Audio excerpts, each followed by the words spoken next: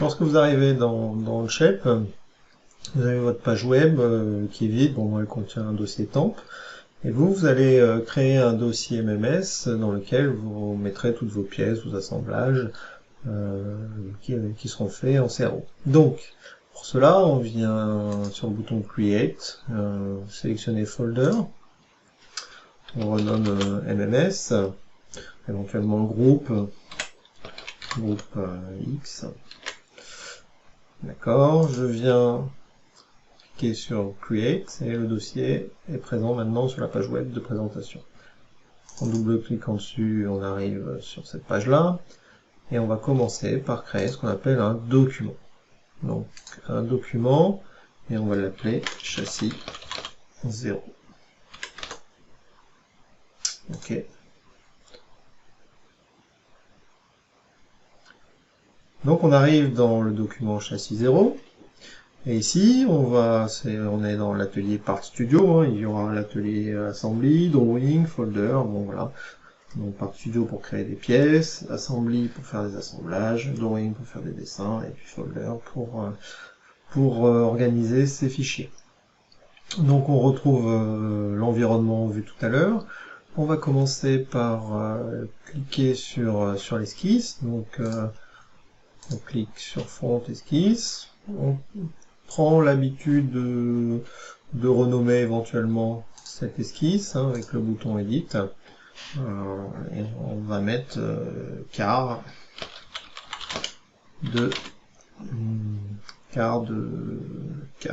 drone. Quart de châssis comme vous voulez. Tac. Donc voilà cette esquisse qui apparaît à ce niveau-là.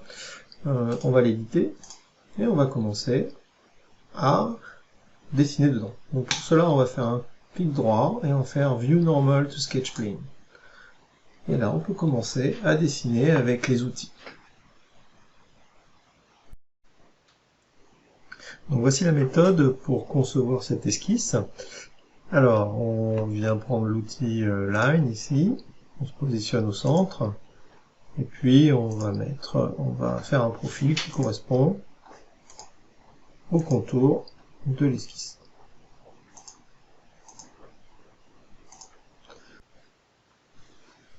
Je vais désormais construire ce qu'on appelle une ligne de construction, qui sera la ligne de symétrie correspondant à la partie de l'aile du drone.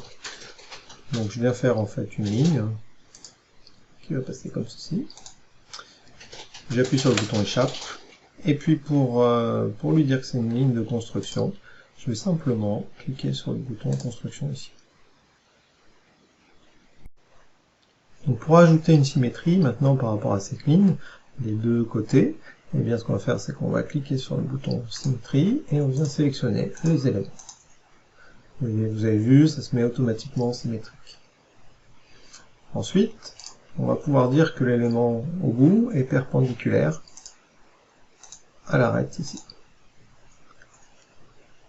On va pouvoir définir de la cotation, donc notamment la largeur qu'il y a à ce niveau-là, 30 mm. Ensuite, on peut définir cette longueur-là, de 100, la hauteur de 25 ici, l'angle entre ça et ça qui fait 45 degrés, et puis la longueur de ceci. Ensuite, j'aimerais que cet axe-là passe par un point qui correspond à un point de fixation de la plateforme supérieure. Et ce point, il va être situé donc sur l'axe à une dimension de 81,5 suivant x et de 15,7 suivant z.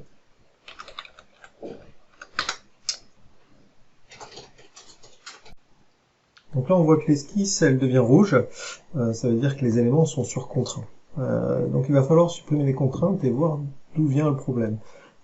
Donc ici, en fait, on se rend compte que cet axe, il passe par le milieu du segment. Donc cette contrainte-là, je vais la supprimer. Et maintenant, on voit que ce n'est plus contraint. Je vais simplement lui dire qu'il y a une coïncidence entre ce point et cet axe, mais que ce ne soit pas forcément au milieu de ce segment. Donc on voit qu'ici, l'esquisse n'est pas complètement contrainte, c'est-à-dire iso-contrainte. Sinon la couleur serait totalement noire, il reste du bleu. Le problème, je pense, provient de la cote de 30, lorsque je l'ai créée, j'ai sélectionné 2 points. Donc je vais supprimer cette cote de 30, hop, parce que si je prends les 2 points, en fait, ce qui se passe, c'est que les 2 traits ici peuvent être symétriques, mais ils ne sont pas parallèles. Alors, soit je rajoute un parallélisme, comme ceci, et finalement, je règle mon problème. Alors, il y a un outil qui peut être très intéressant, c'est cet outil qui permet de montrer les contraintes. Et on voit les différentes contraintes, notamment le parallélisme qu'on vient de rajouter, ou la symétrie, etc. Alors ça encombre vite l'esquisse, donc je vous conseille de ne le mettre que lorsque vous avez des soucis. Donc maintenant que l'esquisse est finalisée, on va sortir de l'esquisse et on va lui donner du volume. Donc si on valide, on retrouve dans l'arborescence notre esquisse qu'on peut cacher ou pas. Donc pour donner du volume à cette esquisse, on va cliquer sur la fonction extrude.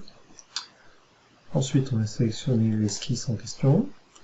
On lui dit qu'on veut faire une extrusion symétrique par rapport au plan de l'esquisse, d'une épaisseur totale de 4 mm. Et on valide.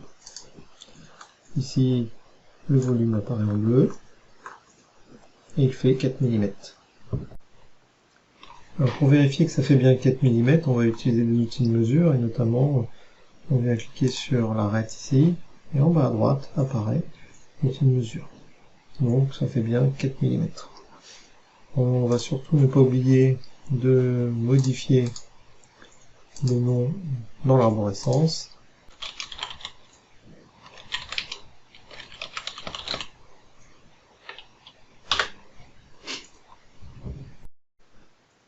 On va maintenant faire les trous qui vont servir à positionner la plateforme et à la fixer d'ailleurs.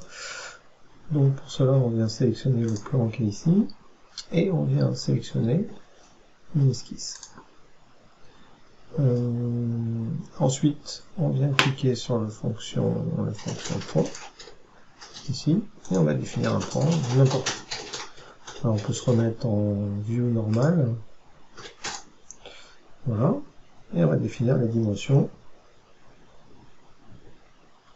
le positionnement de ces trous. Donc le premier trou, il se trouve à 15,7 du centre ici, et à 81 mm,5 d'ici. Ensuite, on va positionner le deuxième trou. Le deuxième trou, il se trouve comme ceci à 30 mm et ici à 17 mm. Donc je sors ici, voilà, je renomme le trou point trou plateforme sup.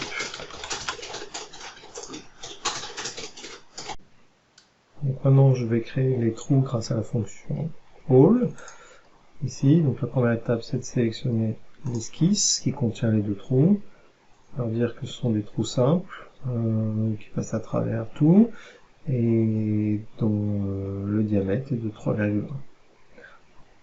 Ensuite je valide. Ensuite, pour être clair dans mon arborescence, je viens renommer.